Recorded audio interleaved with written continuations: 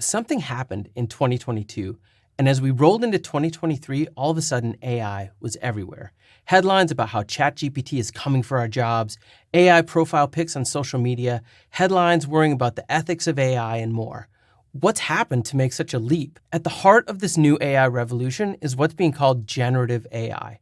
Simply put, this is AI that can create text, images, and even video. Tools like ChatGPT, Bard, Bing AI, and Midjourney are now in use everywhere.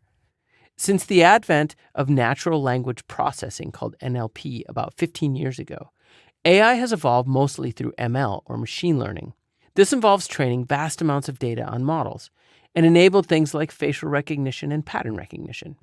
But with generative AI, these models are now applied to creating content.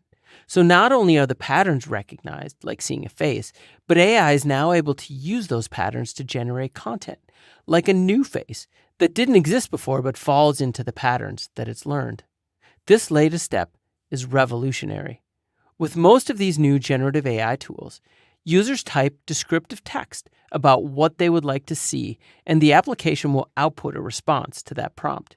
Using this methodology, I've personally used ChatGPT to create marketing plans, write blog posts, and even write usable code, and created some very interesting and often unusual graphical images.